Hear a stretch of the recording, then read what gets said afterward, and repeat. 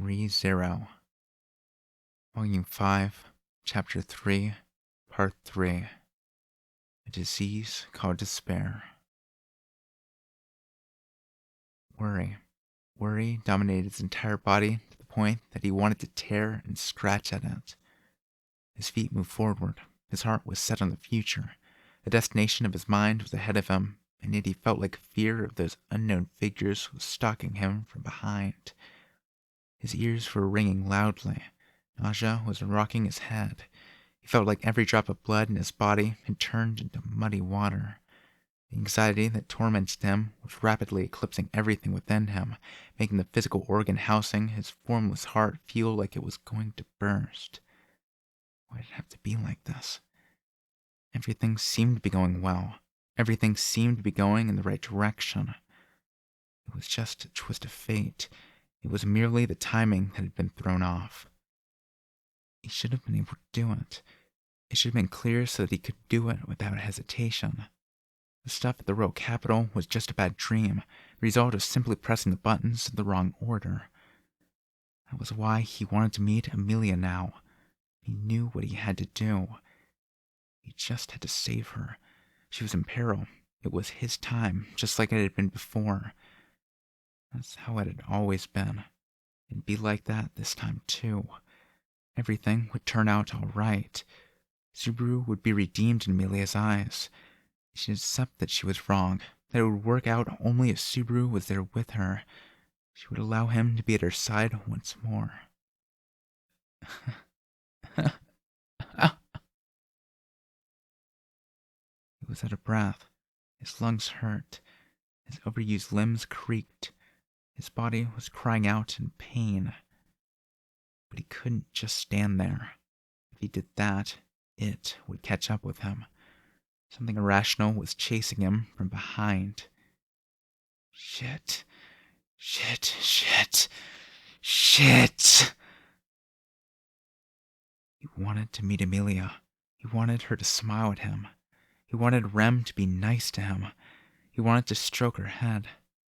He missed and adored Beatrice's insults and Ram's put-downs, Roswell's eccentricities, and Puck's making the world revolve around him put Subaru's heart at ease. He wished he'd never left. He'd headed to the Royal Capitol, but the time he'd spent there, in the Royal Capitol itself, was the root of all evil. Reinhard, Belt, Old Man Rom, Paris, Wilhelm, Julius, Anastasia, Al, Priscilla, the Council of Elders, the Knights. One after another, they rose up in the back of his mind, all of them objects of hatred at that moment. Curse you. Suffer and die painfully. If it weren't for them, Subaru would never have lost sight of himself. If he'd reconciled with Amelia, returning to live his days in peace, he would have attained perfect happiness. All of it had slipped out of his hands. That was why he was there to pick it all back up. Just a bit farther, and I'll be back there. His lungs burned with agony. Subaru averted his eyes from the regrets forming cracks in his heart as he ran. He was cursing everything, and trusting that what he desired lay beyond those damnable things that was keeping him alive. Subaru had been staring at the ground as he ran for all that time, and when he could hardly breathe anymore, he raised his head. The scenery lining the road had begun to change from what he had been seeing as he ran. The gaps between the trees were widening, and the natural traces of human labor appeared among them. When he caught sight of the rising slope of a familiar hill, a raspy voice of joy left Subaru's mouth. He could see white smoke rising above the tree line, coming from the other side of the smoke. Maybe it was from cooking, or maybe it was from boiling hot bath water. But either way, steam was rising, produced by human hands. The village. On the other side of that hill was Earlham Village, the one closest to the mansion. Phew. Until that point, only the faces of the people at the mansion had graced the back of his mind. But now he imagined the villagers he'd so dearly missed. They included the very pushy children and the astoundingly unguarded adults. These were the good people who would welcome the trivial things Subaru had brought into this world without laughing them off as absurdities. He missed their smiling faces so much that the memory of them almost made him cry. He didn't know why he'd forgotten them. It was living proof that Subaru had been in this world. He'd saved them. They might have been wiped out had it not been for him. It was Subaru's feat. Was there any other result of his actions he could take that much pride in? The pillar that supported him right before him, Subaru's steps quickened. The dissipating white smoke nearly vanished in the wind. Subaru pressed on, as if fearful of that very thing. Someone was there. People who knew Subaru, people who knew his worth, they were definitely there. That moment, it was enough. He wanted proof that someone cared for him, that someone had affection for him. He ran. He sprinted up the hill. When he neared the crest of the slope, he could finally see the source of the white smoke. Subaru climbed up to the peak, using his sleeve to wipe off the sweat trickling down his brow, and cheerfully looked at the village. And then the nightmare finally caught him.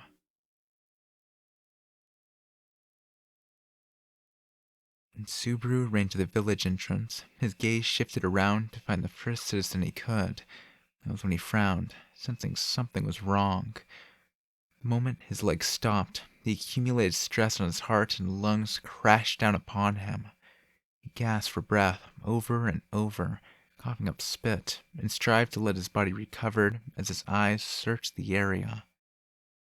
At first glance, he thought nothing odd had occurred in the village. The air that morning was very fresh, enough to snap a sleepy person awake. It was such a clear and sunny day, and yet he couldn't sense anyone in the village whatsoever. Having been up so late, Subaru didn't fully appreciate the fact that it was still very early in the morning, enough that people might still be asleep. He slumped his shoulders at the sleepyhead villagers and moved on, searching for the cause of the white smoke. If he looked for the source, he'd surely stumble across someone. But Subaru's hopes were in vain. He didn't come across a single face. By the time he'd nearly reached whatever was burning, everyone was long gone. What had once been a fire was still faintly smoldering, causing the smoke, but he couldn't sense anyone's presence. That was when Subaru was haunted not by vague anxieties, but by very tangible ones. For reasons unrelated to his fatigue, his breathing and heartbeat quickened. With his body reacting to that panic, Subaru banged at the door of a nearby house. There was no response. When he rushed in, it was an empty shell. No one was home. Maybe the whole family was out doing farm chores. No, he couldn't dismiss the situation with a silly joke. He rushed into the next house, searching for people. There were none. It, too, was unoccupied.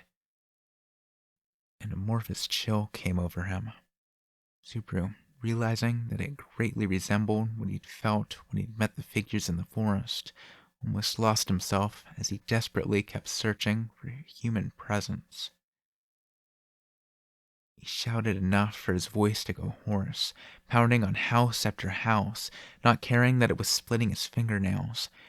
The result was nothing but silence. Subaru, all alone in the world, collapsed to the ground, powerless. No matter how often he might encounter them, he couldn't get accustomed to these incomprehensible situations. Naturally, the same went for senseless developments that he did understand.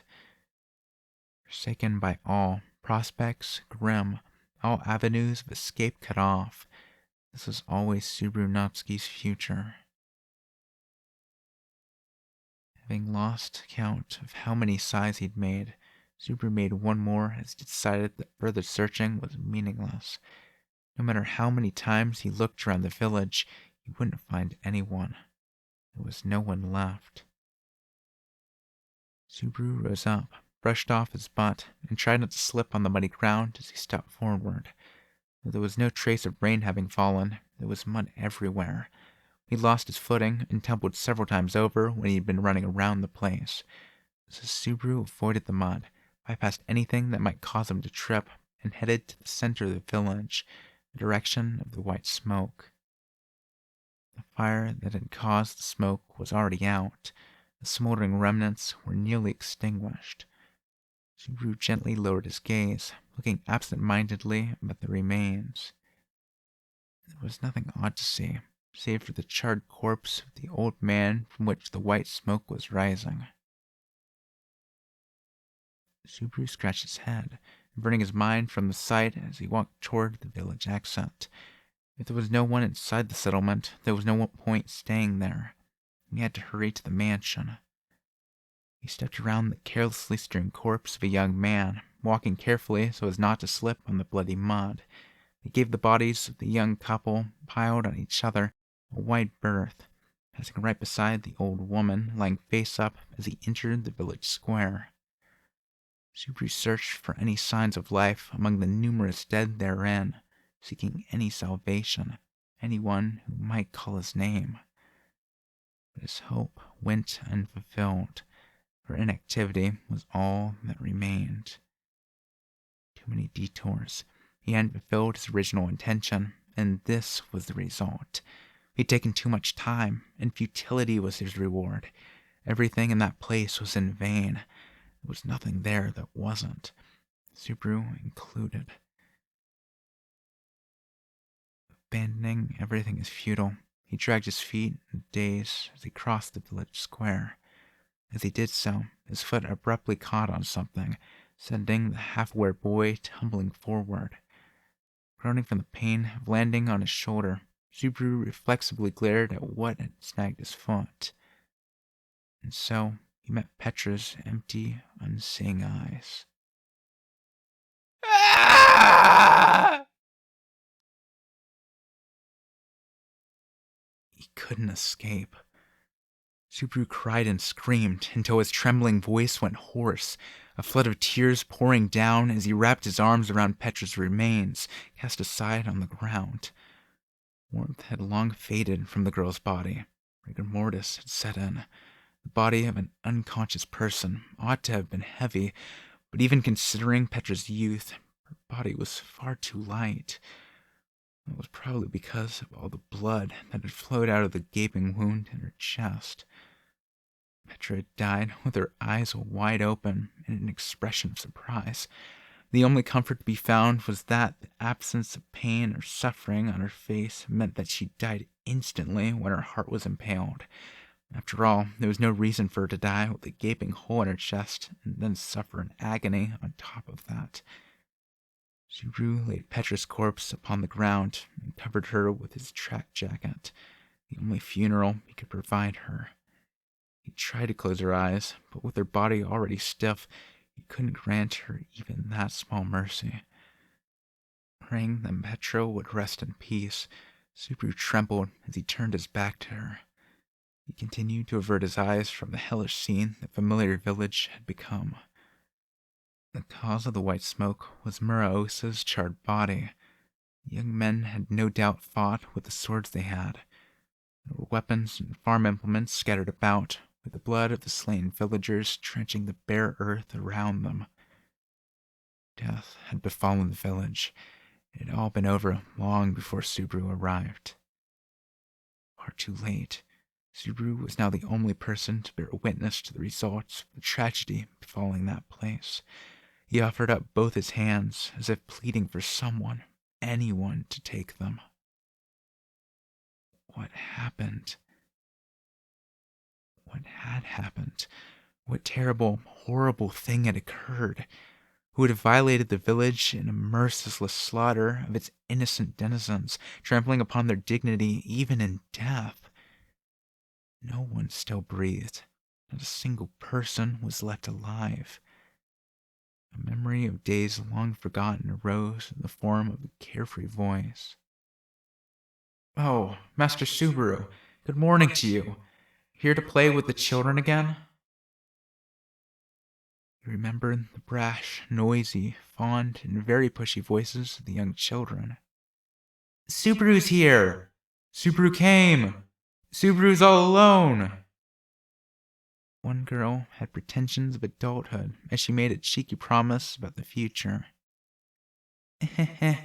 Subaru's the one who saved my life, so when I'm bigger, I'm going to return the favor. He couldn't see her face anymore. His track jacket now covered it.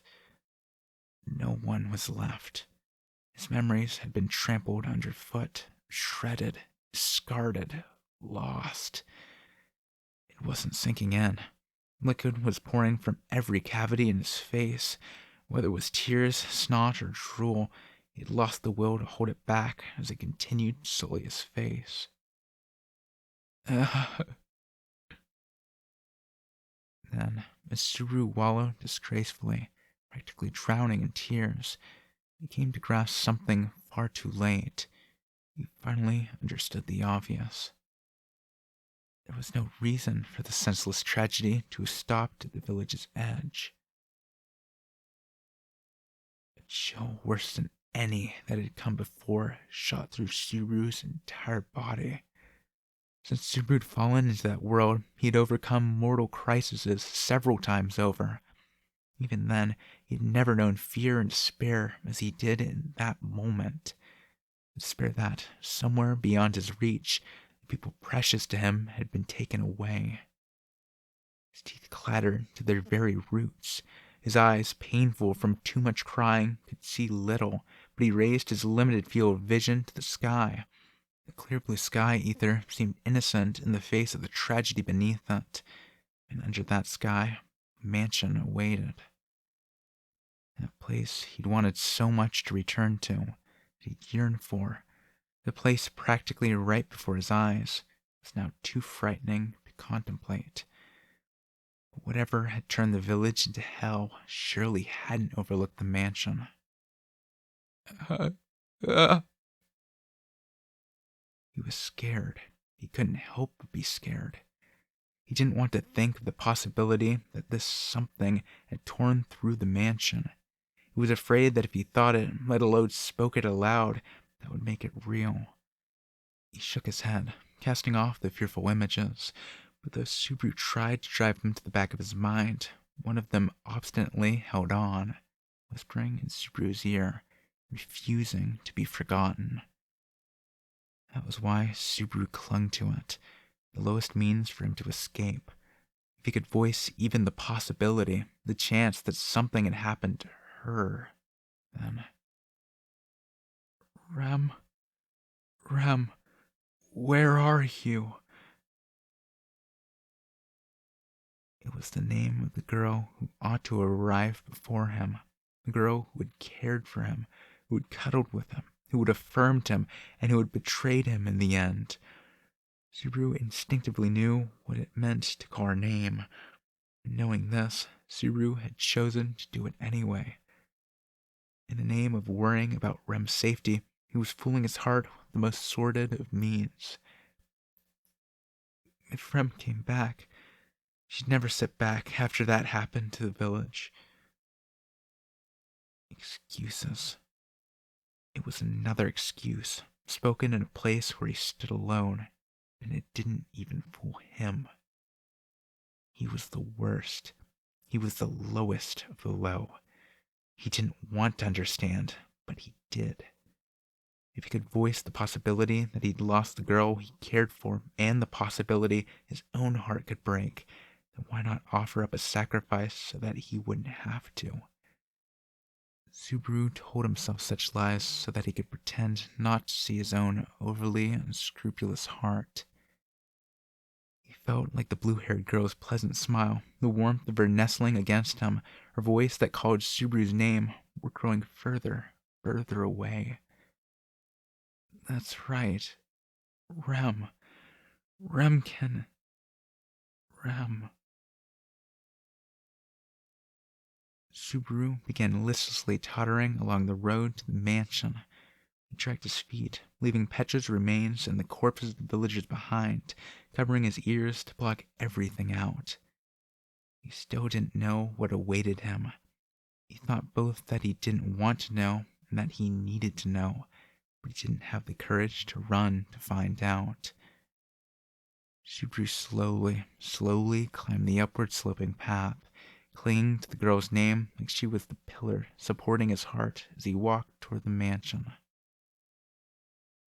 Rem was dead in the courtyard.